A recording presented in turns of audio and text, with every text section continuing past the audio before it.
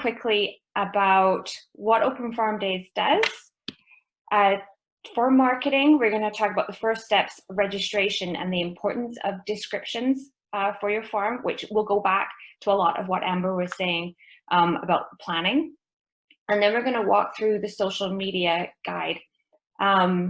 This is one of the most frequent questions that we get, and as social media is part of my job, is having people doing social media makes it easier for me to share your content. So if you're already posting stuff, I can help promote it, amplify.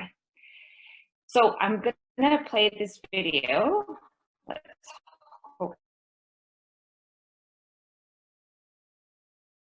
In preparation, but I think if you're prepared, do your homework, talking to your county, talking to your provincial representatives, kind of finding out what you need to do, and then blasting it on social media really helped with the numbers. Just being prepared. We had a lot of people here to help us. We had 22 people in yellow shirts today, and without them, there's no way we could have done it. Being prepared and thinking through scenarios of what are people going to see, what are they going to do? If they arrive here and they have a few minutes to kill, are they going to be bored? Thinking about the experiential opportunities that you can give them. So people want to come here, they don't want to just do a tour, they want to actually experience it, they want to taste it, they want to see it, they want to feel it. So thinking in terms of, if you were going to a farm, what would you want to do? How would you want to spend your day? There's Amber again. Okay, so the first thing we need to do is you need to fill out your Open Farm Days registration, which is on our website. Once you do that, there are a couple things that are vital. I'm so glad we went and spoke about the Google listing before, because if you Google your business, so go ahead and do that after this presentation, and try and find you on a map. If you don't have that, it's really hard. So as a consumer participating in Open Farm Days, it's near impossible to find your business. Now, I understand that during regular times, you might not want people coming to your farm, but having that location on Open Farm Days, on Google for Open Farm Days is invaluable. So, so there's that, and then there's developing your activities, which may not seem like a marketing thing, but it is, because then we're able to promote your farm depending on your activities, and I will go through what a good description looks like in a little bit. But when you're thinking about developing your activities, make sure that you're also developing, as Amber said before, ways to sell. So that is enhanced tours and experiences, selling product and selling meals and snacks, and then communicate exactly what you're doing on your Open Farm Day experience. So let people know beforehand that you are selling product. Let them know beforehand that an enhanced tour is $10. That way, when the consumer comes to Open Farm Days, I don't know if you can hear my kids, when you come to Open Farm Days, they know that they need to bring cash. They know that they want to go do an experience that costs $10. So the communication part beforehand and at your farm is really important to help market your experiences. So as I mentioned before, filling out and creating a complete registration form with a good description and address, as well as images, is a vital part of your Open Days, Farm Days marketing plan. Just for an example, just to throw it back to the images for a second, Farmer Dell, which is just outside of Edmonton and Parkland County, their profile picture on our website was a picture of a sheep with a hat. We go back and look at our analytics. That picture with the sheep with a hat has more clicks than any other post. They're the top ranking one. Why? Because that picture is engaging. We're going to talk about pictures in a bit. So what to include in your description? So photos. So if you've never, so what kind of photos do you want to share? If you've never been to a farm before, which hands up, I hadn't been before Open Farm Days, you need to give them a visual clue about what to expect when they get there. So when they're looking at the descriptions through our website, they photos going, okay, yes, that's something I definitely want to experience. And photos really help that. During Winter Open Farm Days this year, your local ranch had a video of the Santa wagon ride that they were having as an enhanced experience. And that did really well because it gives people an idea of when they go there, what they can expect. On your description, make sure you have the events that you have and what is free and what is not free. So for Amber, you will get a tour, you will see how honey is extracted, but then also we'll have an enhanced experience too, where you'll do this and this is what you will experience while you're doing it. And then making sure that you write which products you'll have for sale and the price. We found that's really helpful. There was a couple experiences last year where there was no detail on paid experiences. People went to the farms and were a little disappointed because they didn't realize that they would have to pay for the enhanced. So that communication beforehand is really important. So I'm going to give you an example about a good description. So this is from A Farms. They participated in our Winter Open Farm Days pilot project in December. And so I'm just going to go through real quick why this worked. So they had 2 images, and their woolly pigs always do really well. So they have images of the animals that you can see there. And this one has snow in it because it's for winter, but then you can kind of see like, this is what the pig looks like in winter, and it really helps the non-farm folk understand what's happening. They have bullet points, which you see my arrow here. So entrance to the farm is free. So you're being very specific about what it is that you're providing. And then, you know, take an up close educational farm tour of the pigs, and that costs $5. Under 2 is free. And it includes a wiener roast and a drink. Excuse me. And then they go through the important dates and the important times, sorry, excuse me, and the paid tours and the times that they take place. When all that's done and that gets uploaded onto the Open Farm Days website, that's a link now that you can share with everyone. So you can post that on Twitter, you can share that with an email, you can share that on Facebook, whatever you need to do, that's your link that you can use. So how does Open Farm Days promote the event? So as Brenda had mentioned before, we do a macro approach to promotion. So we try and promote it province-wide, but there's not a lot that we can do in rural, smaller communities. Like we try, but it often comes down to the farm themselves. So when Amber says, you know, and she's right, is that, you know, you want to make that experience as valuable for yourself. So although we're doing stuff on our end, it's important for the farms themselves to get on to speak to their community, to put up posters, to hand out the postcards that we provide at the farmers markets, just to increase the awareness, especially if you already have customers that purchase from you. Maybe they've never been to your farm before. Maybe they would like to see where their product comes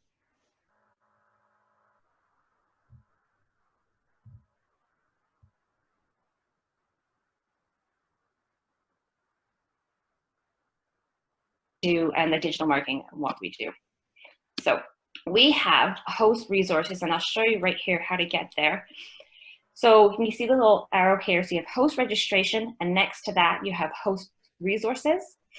And then when you click on that, they'll ask a password. Mine already knows my password, and it gives you the everything that you need to know in here. So it gives you Open Farm Days posters. We have links to agriculture tourism, safety, culinary information, and then today I've put all these presentations on that back end here. So again, you just want to go to the Open Farm Days website, and it's under host resources. The password is OFD in caps, and then a space, and then host with a capital H. So just as an example, we will print up posters and postcards, and as an Open Farm Day recipient, you will get these postcards and posters for free. We'll deliver them or mail them, and you can use those for promotion. But we also have the PDFs on the website as well if you need to print more up. There's lots of resources such as planning calendars for farms. So in this one, it'll say what happens in 2 months. These are the things that you should be thinking about. 4 weeks prior to the event, these are the things that you need to be thinking about. And then the local guidelines. So when you're in a certain industry and then you go into another industry, you think things are obvious, and they're not. And that was my fault. So we have the Open Farm Day logo guidelines in there. So the Open Farm Days logo is just like your own business logo. If you don't want anyone to adjust it or anything like that. So on the back end there, it has the guidelines that go with our logo. So remember that this is a brand, and we want to make sure that our Open Farm Days brand is protected. So in case someone decides to set up their own Open Farm Days and it's not affiliated with us, we need them to know that this is actually our brand and these are the resources, because if that one is not great, we don't want people to feel that our brand is terrible. So logo guidelines are important. So we also do traditional media. So traditional media would be TV, magazine, and newspapers. So any of the releases that go out. And then we also do paid advertising in those traditional medias. We do digital media through social media and Google Ads, and earned media. So when we send those releases out, you know, that will come down to interviews, which sometimes it's like CBC, for example, they'll come to us and say, hey, we'd like to talk to a farm, and we can refer farms that are comfortable talking. Or sometimes media will go just straight to the farm. So that happened with Gruger Farm this year. They had a radio interview, and talking to the media and tips about talking to the media are in the host resources on the back of the site. So just a quick look. This is last year where all our farms were for Open Farm Days. And what we do is when we're buying ads, we look at clusters and see where we can buy ads in either local newspapers or radio ads. So in 2019, we advertised in 55 local newspapers, 11 radio stations, and we're on all online event calendars for TV. And then digital ads. So I do the content creation for our social media, but then when it comes to digital ads, that's a whole nother skill set altogether. So we use a local digital firm with a specialty in tourism for our social media and Google ads. So in 2019, our social media ads alone had a reach of 615,000 people and had 6.5 million impressions. And then earned media, before that was just through the interviews and stuff that we get from that. So how can you market your Open Farm Days event and increase your attendance and sales? So what we encourage you to do is use the tools that we've given you that are on the back end of the website and create your own toolbox. So social media, and I know that it's such a time consuming, but it's not. Creating a good social media account isn't just for Open Farm Days. These are the things that will help you year round, especially in a time like right now in COVID, where things are kind of all over the place. It's a really good idea to be able to speak to your community and say what's going on, and even say about sales that are happening. Website. So I know a lot of farmers don't have websites, and we just spoke about a free place you can get a website. So why do you need your own website? It's because you own your own website. You don't own your page on Facebook. You own it on your own website. Oftentimes when you get media interviews too, they're going to want to get more information maybe after your interview. And having it all on one place, such as your website, is very useful. You can also set up online stores on your website. So having a website is vital. And partnerships. I don't think Amber mentioned, but she partnered with some of the other farms that were in her area there, and they were able to cross promote. But also when Amber had that lineup, she was able to send people over to Somerset Pumpkins. So they were all able to work together. Amber was able to funnel people over to her farm, and having these partnerships with other farms helps you promote your business, helps reach different people, but then also other businesses such as breweries. And then you can partner with a brewery. They can talk about coming to your farm. They can partner on your event. It's great.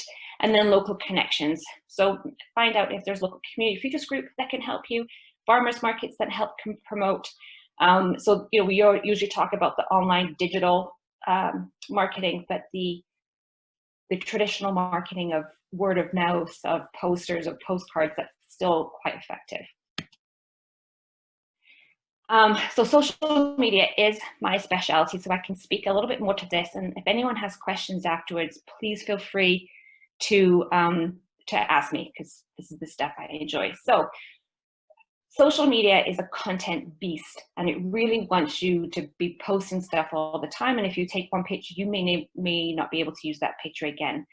So what I encourage people to do is take all the pictures all the time. If you're seating, take a picture. If you're doing your chores, take a picture. We have some of those beautiful scenery in rural Alberta. So if you're out walking your dog and this is beautiful sunset, take the picture. If you have a phone full of pictures, you have content that you can use. When you're ready to post online, explain what you're doing. So social media is about creating a community. So you can educate your community as well as sell your product, but it's important to tell a story. And share your community. So if you have nothing to post, what you can do is go look at someone else's content and share it. Let's say your neighborhood farm is doing something really great. Share that. Share the kind of social love, share your community.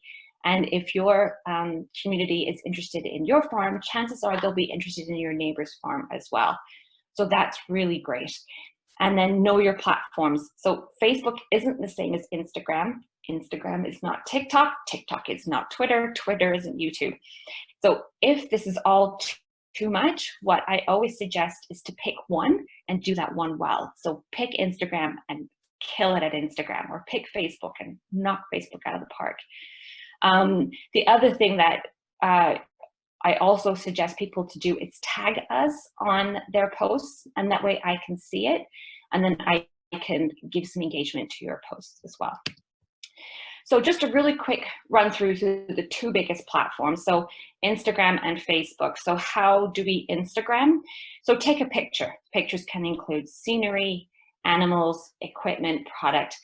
Just make sure that the pictures are clear and in focus. Instagram users expect good pictures. So no one's asking you to be professional, but they're asking you to take clear pictures that are in focus. So tell a story. So you've got your photo. Now we're going to write in a story, and it can be simple as we're at the farmer's market this weekend, or a story about how activities are planned for open farm days. So leading up to open farm days, you can say cleaning up the wagon for the wagon ride, which will be $5. Remember your hashtags for Instagram. Hashtags are important on Instagram, but not on Facebook. So AB Farm Days is the Open Farm Days hashtag. AB Ag and Alberta Ag are also good ones to start. You can kind of go, if you want to go down a rabbit hole, look at the different ones that are for your area. So in Edmonton, you could use like hashtag YEG or hashtag YEG food. In Calgary, Medicine Hat, they all have their own hashtags. So it's a good idea to spend some time looking at the hashtags for that area. And remember, Instagram isn't a bullet board. Instagram is a curated photo. So having a flyer on Instagram, no one's looking at it. They're just going to scroll right by it. What they're looking for are nice pictures. So if it's a cute sheep, if it's a beautiful scenery, that's what they're looking for. So try and avoid pictures with like flyer type language on them. So just straight up picture would work just fine. So I'm going to give you a quick example of what good Instagram posts look like. So Prairie Smoke Ranch, they have the cutest lambs right now. And so why this account does well, they have engaging images. They introduce people that make the farm fun. So what they do is they have their immediate family as part of their Instagram photos. So their kids with the baby lambs. And what we always try to say is don't have random people in your photos if you can't, because what we're trying to do is tell a story of your farm. So try and keep it down to the core people that live and work on the farm in the photos. So they make the farm fun. And they tell a story, and they have cute animals. Cute animals will always kill it. If you've got a cute animal on your farm, whether it's a dog, a sheep, an owl, they always do really well. And that they've got their hashtags sorted out. So you can see they've got lambing because they're lambs. They've got I'm Your Farmer, AB Ag, Canadian Ag, Agriculture, and YQL because they're down in Lethbridge. Armstrong Acres, they're up in Grand Prairie area. So this account does well, again, the great pictures. They do quite a lot of education on their Instagram, and they take to Instagram stories and talk about what they're doing, which is really great. What they do is do recipes. So they take the product and say, okay, this is whatever it is, and this is how we use it, which is really great for users to understand how to use the product. They have a great use of hashtags. I don't know if you can see here, but they even have their own branded hashtag of Armstrong Acres. And they do a lot of funny stuff on the farm too. And then TK Ranch. So TK Ranch is an all-star Instagram account. They have amazing pictures. So here's some piggies sleeping. They talk about the land, and their goal for social media is mostly educational, and they sell without selling product. So they can take this picture of the pigs here, for example, and if we take a look, it says, lots of people have been asking when we will have more chicken, and I'm happy to report it will be available. So they're selling product without selling it. So the user looks at their Instagram page and loves it and then reads it and is like, oh, okay. The trend in Instagram right now is the longer post, so don't feel like you need to have a sentence or two. Writing a couple sentences, even a paragraph, is totally fine. And they also have good hashtags, which are in the comment you can't see there. So Facebook, again, a different platform, still owned by Zuckerberg. One thing that people like to do is share straight from Instagram to Facebook. Don't do that. Take the time to copy and paste it from one platform to the other. So take pictures, so photos do well, similar to Instagram. On Facebook, though, you can share a link, which you can't on Instagram. So this can be your online store or a link to your profile on Open Farm Days. Facebook has a lot more tools than Instagram that you can use for promotion, including create a Facebook event. So we suggest for Open Farm Days that you create your own Facebook event from your page. And if you have questions about how that works, I can show you that. Just give me an email and I'll show you how to do that. And they have more leniency on the types of images. So images that look like flyers, you would never use them on Instagram, I hope, but on Facebook, you can get away with that a little bit more. So just for an example, if you want to go have a look at a page that does well, Prairie Gardens does a really great job on their Facebook. They use, oh, I think I put a video on this one. So we'll just take a quick look. So I don't know if you've been on your own Facebook account lately. They like to have all these introduction stuff here. Just zoom up, zoom up, zoom up. So here they've got pictures of their flowers. They've got some educational component here with their flowers that you can eat those.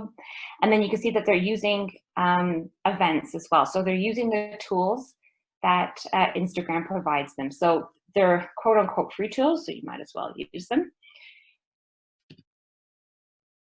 And so social media tips.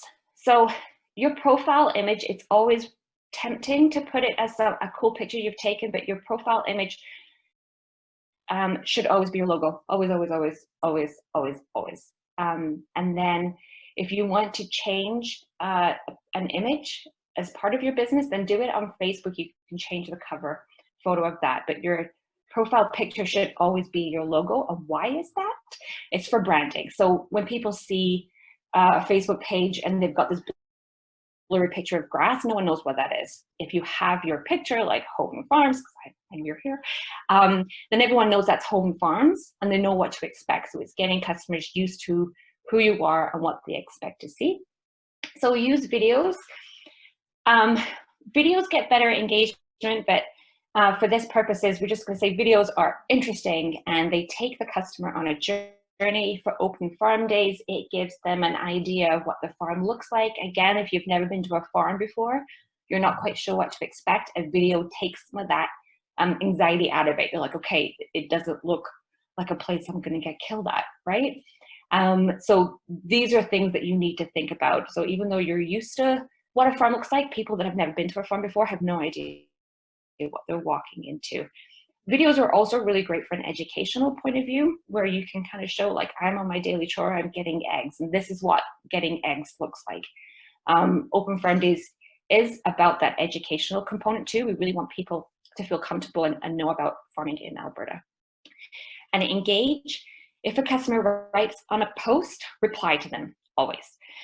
You should also comment on other pages as yourself. The idea of social media, again, is to create this community. And then be yourself. So use humor. Keep it light, and show people around you, what you're like. People buy from people that they know and trust.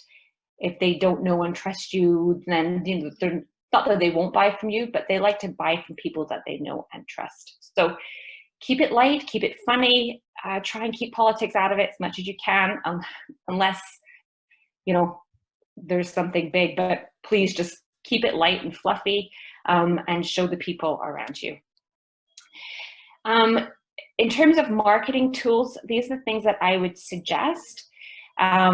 One of them is Canva. I use Canva all the time. They're great. It's free. There's a paid option, but the free one is just as good. It's really great for creating like your Facebook header. It's good for using stuff that you want to put on your website. If you want to create an event on Facebook, you can have Facebook events. The other great thing about Canva is that if you want to use our logo, what you could do is get a photo and then add the logo on top. So that way we're getting, the best of both worlds. So feel free to kind of play around with Canva. If you needed to get a website, so I just typed in or Google My Business, but Squarespace is really good. It's about $10 a month for the website to have them host it, plus the cost to buy your domain name. Display purposes is for those that want to use, better use hashtags on Instagram. What they'll do is they'll show hashtags that are useful or similar. And then the last thing is community searches, but what that really means is it's going on a rabbit hole. So, if you're sitting watching Coronation Street, which I know you all do, and you've got your phone, just go down hashtag rabbit holes, go look at other pages, see what they're doing. It's really important to kind of go and have a look, especially if you have no idea really what you're doing. Having a look at what other people are doing is a really good way to see how to do it. And especially in industry, every industry is different. So maybe what a ranch is doing wouldn't be the same as how an apiary would market. So it is important to define those differences. So next steps, what are we going to do from here? So we're going to find your what. So we're going to work on your event descriptions, and you're going to think about your customer journey. So what is it going to look like when someone comes to your farm? So you've got a Nicola coming to your farm. She's never been to a farm before. What does that experience look like? And as Amber said, what does the parking look like? What does the selling the product look like? Do you need signage? All that kind of stuff. So you're finding your what, and then start marketing. So we don't want you to start marketing just for Open Farm Days. We want you to start marketing for today, because building that community will help you down the road.